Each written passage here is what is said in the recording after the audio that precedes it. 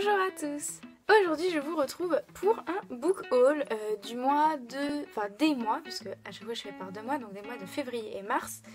Je le fais un peu en avance par rapport à la fin du mois de mars, parce que je sais que je ne vais pas acheter d'autres livres pendant le mois, parce que je ne suis pas une acheteuse compulsive qui achète des livres chaque semaine. Du coup, voilà, on va commencer tout de suite. Et du coup, je vais aussi en profiter pour vous montrer les livres que j'ai achetés au Salon du Livre de Paris, forcément. Donc, commençons. Donc, tout d'abord, il y a un livre, en fait, qui est dans ma bibliothèque, mais je me souviens plus du tout de quand est-ce que je l'ai acheté. Je ne crois pas du tout que ce soit en février, mais je vais quand même vous le présenter parce que voilà.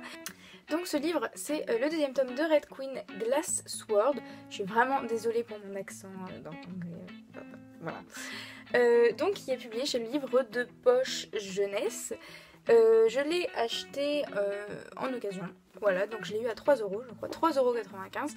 Donc voilà, beaucoup moins cher que ce qu'on peut trouver en librairie, en très bon état. Et comme j'avais kiffé le premier tome, ben voilà, je me suis jetée sur le 2e tome.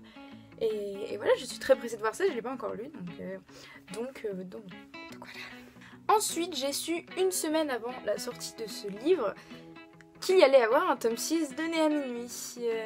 Voilà, je ne savais même pas comment réagir, en fait je m'y attendais vraiment pas. Mais surtout en fait pour moi le tome 5 c'était la fin définitive de Né à minuit. Donc voilà, donc une semaine plus tard, le jeudi, je suis quand même allée acheter le tome 6 de Né à minuit, voilà, forcément. Avec encore une couverture juste magnifique, magnifique, beaucoup plus gros que les autres, hein, que ce soit Renaissance ou Né à minuit, c'est le plus gros. Et du coup, bon, j'ai un peu farfouillé dans la 4e de couverture, parce que je voulais quand même savoir de quoi ça parlait, parce que ça m'intriguait. Étant donné que pour moi, le 5e tome, voilà, fermait vraiment bien la série, je me dis, mais quoi qu'est-ce que tu me fais là, Sissy Hunter? Et en fait, du coup, c'est l'histoire de Miranda, l'une des 3 meilleures amies, là. Il y a Kylie, Della et Miranda. On a déjà eu l'histoire de Kylie, on a eu l'histoire de Della, et donc là, c'est l'histoire de Miranda qui doit être dans un seul tome, du coup, je suppose. Mais moi ça me dérange vraiment qu'il l'ait nommé Né à minuit. Pour moi, Né à minuit c'était Kylie. Né à minuit, Kylie. Il n'y avait pas à mettre Miranda dans Né à minuit. Ils auraient dû donner un autre nom. Comme pour Della où ils avaient mis Renaissance. Bah là ils auraient dû faire la même chose. Ça m'a énervé. Ça c'est... voilà, j'aime pas. On mélange tout là comme ça. Moi non. Donc voilà, je l'ai pas encore lu parce qu'en fait j'étais en plein concours. Enfin j'étais en pleine révision de concours. Pendant ces 2 mois, du coup, j'ai pas du tout lu de roman, il n'y aura même pas de point lecture pour le mois de février et de mars. Donc voilà, vous attendez pas un point lecture, je n'ai lu aucun des livres que je vais vous présenter. Donc voilà, j'ai acheté Né à minuit quand même, qui était à 15,95 €. Ça fait mal aux fesses quand tu l'achètes, oui. Ensuite, avec ma mère, je vous avais dit, on est allé à France Loisirs. Moi, j'avais acheté Le Piège de verre, il est dans le précédent book haul. Et ma mère avait acheté En ton âme et conscience de Claire Norton. Et en fait, j'ai retrouvé dans les cartons des livres qu'elle ne lirait pas et qu'elle voudrait revendre. On vient juste de l'acheter, elle l'a même pas lu. Hein. Donc voilà, donc moi je me suis dit, je l'ai vu, je lui ai dit, toi tu reviens. Et du coup, je l'ai mis dans ma bibliothèque. Et parce que l'histoire m'intéressait, m'intriguait. En gros, c'est l'histoire d'un garçon. Alors, il s'appelle comment Evan. Evan, quand il était petit, il a eu un traumatisme. Sa sœur a disparu. Alors, on ne l'a pas retrouvée. On ne sait pas... il a vu sa petite sœur Kelsey se faire kidnapper sous ses yeux. Donc, voilà. On ne sait pas du tout ce qui est arrivé à Kelsey. Hein. Elle est présumée morte, bien sûr, puisque bon, voilà, là, il est grand, maintenant, il est adulte. Ça s'est passé quand il avait 12 ans. Depuis le temps, voilà, il n'y a plus eu aucune nouvelle. Tout le monde se doute qu'elle est morte. Sauf qu'un jour, il y a un petit garçon, je suppose que c'est lui, qui s'appelle... Il n'y a pas le nom du petit garçon, donc il y a un petit garçon qui vient le voir, qui l'aborde, et qui lui dit « Eh ben, je sais où est ta sœur. » Donc voilà. Apparemment, il promet de le conduire à sa sœur, mais à une condition, donc voilà. Apparemment, ça va bousculer sa vie, etc. Donc voilà, j'ai jamais lu de livre dans ce genre, donc vraiment, je voulais m'y lancer. L'intrigue m'intéressait, donc voilà, je suis pressée de le lire. Il a l'air bien, j'espère qu'il sera pas trop lent, trop mou, etc. Moi, je veux qu'il y ait un petit peu d'action quand même, donc bon, on verra bien. En tout cas, il a l'air bien et les critiques avaient l'air assez bonnes, donc voilà, je l'ai eu à France Loisirs. Ensuite, je n'ai pas acheté de livres jusqu'au salon du livre en fait.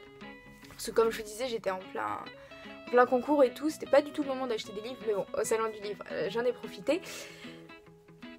J'ai acheté 4 livres. Voilà, pour moi, c'est un craquage. Donc comme vous l'avez vu, je suis pas du genre à acheter énormément de livres. 15,95€ déjà pour moi, c'est craquer mon slip. Et donc là, pour moi, avoir acheté 4 livres au salon du livre, j'ai l'impression que je vais être pauvre toute ma vie. Voilà. Donc j'ai commencé par aller sur le stand de Robert Laffont, la collection R, parce que vraiment j'adore la collection R, c'est tous les livres de la collection R sont des coups de cœur. C'est un truc de malade, mais c'est la vérité.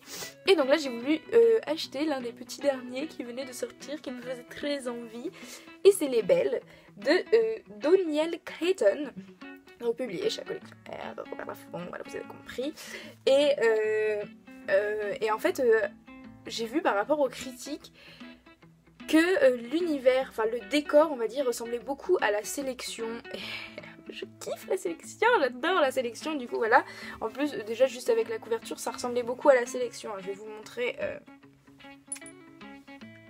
Je vais vous montrer une des couvertures qui ressemble beaucoup je trouve, enfin genre... La pose du mannequin est très semblable. Voilà. Voilà. Donc bref, la couverture, oui, m'a donné très envie. Un peu ça brille, vous voyez. Et surtout, je sais pas si vous avez vu le décor derrière, mais c'est Versailles. Versailles, c'est mon deuxième chez moi, si vous voulez. J'aime beaucoup Versailles. Et bon, du coup, voilà, là, ce livre avait tout pour me plaire. Donc, je l'ai acheté. Je suis pressée de le lire. Il a l'air trop bien. Ce que j'ai compris de l'histoire, c'est qu'il y a des... Alors, il y a des gens qui naissent gris. Et puis il y a d'autres personnes, c'est des belles, qui sont là pour faire en sorte que les gris soient plus beaux. Un truc dans le genre. Il y a une histoire de cours, ouais, avec la favorite, un truc du genre. Bon voilà, moi ça me fait un peu penser à la sélection, un peu au joyau aussi. Donc voilà, ce sont 2 séries que j'ai beaucoup aimées, donc j'espère que cette série ira dans cette même collection que je vais appeler la collection princesse. Hein. Ensuite, je suis allée sur le stand Le Livre de Poche. Et je n'aurais peut-être pas dû parce que c'est là où j'ai acheté 3 livres. Voilà, sinon j'ai pas fait d'autres achats, hein. Je vous dis, j'étais avec ma mère, je voulais pas non plus la déranger et tout. Enfin, je voulais pas qu'on aille sur 10 000 stands qui ne l'intéressaient pas. Donc voilà, je suis allée sur ce stand, Le Livre de Poche, et du coup j'ai acheté 3 livres. Oui. Le premier livre que j'ai lu et qui est une nouveauté, enfin il vient de sortir je crois. Je suis pas sûre mais je crois, c'est le tome 3 de Red Queen. Donc oui, j'ai pas lu le tome 2 mais je sais que je vais adorer le tome 2 parce que j'ai kiffé le tome 1, vraiment le tome 1 c'était un coup de cœur. Et genre du coup le tome 2 je pense que voilà, même si il est moins bien, ça ferait comme avec la sélection, le tome 2 sera moins bien mais le tome 3 ouais, il sera trop bien. Je pense, ou ce sera un truc dans le genre. Et du coup bah voilà, j'ai acheté le tome 3 qui vient de sortir, King's Cage. Et donc voilà, je peux pas vous en dire plus puisque là du coup je ne sais pas du tout l'histoire, hein. Donc voilà, je suis pressée de lire tout ça. Ensuite, j'ai acheté un livre que une de mes abonnées me recommandait énormément. Genre, elle m'en a parlé 3 fois dans les commentaires. Donc, je me suis dit que là, c'était exactement le bon moment pour l'acheter. Et du coup, voilà, il y a beaucoup de critiques en plus sur ce livre. Genre, enfin, beaucoup de bonnes critiques sur ce livre. Genre, vraiment, il n'y a que des bonnes critiques, j'ai l'impression. Et donc, c'est le tome 1 de Six of Crows, écrit par Laïs Bardugo. Voilà, Laïs Bardugo. Donc j'ai publié chez le Livre de Poche Jeunesse. Et je ne connais même pas l'histoire. Je l'avais lu je crois. Mais du coup je vais pas vous essayer d'inventer un truc et essayer de le relire, ça va être trop long. Mais l'histoire m'avait plutôt bien plu. En plus apparemment les personnages sont vraiment très originaux. Donc bon, on verra bien tout ça. Ah non, en fait je crois que j'ai juste lu ça, Si hors la loi, une quête impossible. Voilà, bon bref, juste avec ça, moi, c'est bon, vous m'avez déjà conquise, j'achète. Hein. Donc voilà, je suis pressée de le lire, je ne veux vraiment pas vous raconter l'histoire parce que sur le coup, je n'en sais pas plus. Je me fie à l'avis des autres pour une fois. Et du coup, voilà. C'est très rare que j'achète des livres sous l'avis des autres, genre quand on me dit achète ce livre et tout. Bah je le fais jamais en fait, voilà, moi je recommande et je veux vraiment que vous achetiez ce que je vous recommande. Ah, par contre l'inverse, voilà. Donc là, c'est l'une des premières fois et on va voir si j'ai raison de vous faire confiance. Et le dernier livre que j'ai acheté, ce n'est pas un jeunesse, rassurez-vous, parce que bon, il y en a 3. Je n'y vais que des jeunesses, donc voilà. Et donc sur le stand du livre de poche, il y avait un petit endroit, voilà, qui était dédié à Stefan Zweig. J'aime beaucoup cet auteur, hein. J'ai lu Marie Stuart et Marie-Antoinette de cet auteur, donc 2 biographies que j'ai trouvées juste trop bien. C'était vraiment de très bonnes biographies. Et du coup là j'ai voulu me lancer dans un roman de Stefan Zweig, voir un peu comment il pouvait s'en sortir quand tout venait de son imagination. Et du coup j'ai pris Pitié dangereuse de Stefan Zweig, La pitié dangereuse ou L'impatience du cœur. Voilà, parce que le gars il savait pas quoi choisir entre 2 titres, du coup il a mis les 2. Pas mal. Et du coup je vais pas relire derrière, je sais que je l'ai lu, j'avais plutôt bien aimé le résumé, mais là je me souviens plus du tout du résumé, du coup je ne pourrais pas vous faire un énoncé.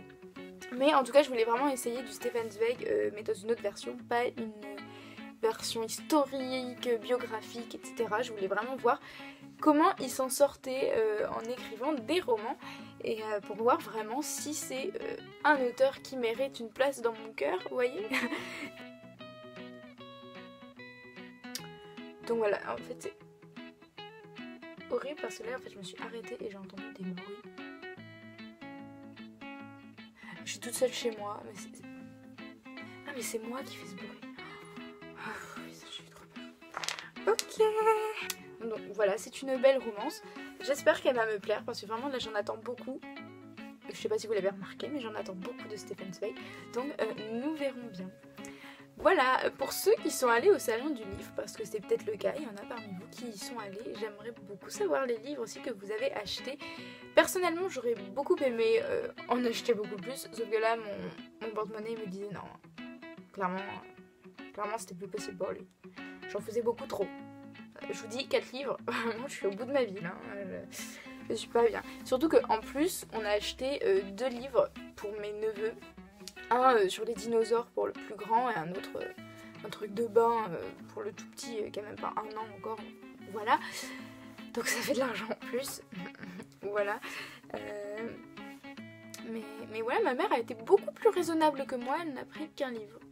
Donc je vous fais de gros bisous et à une prochaine vidéo.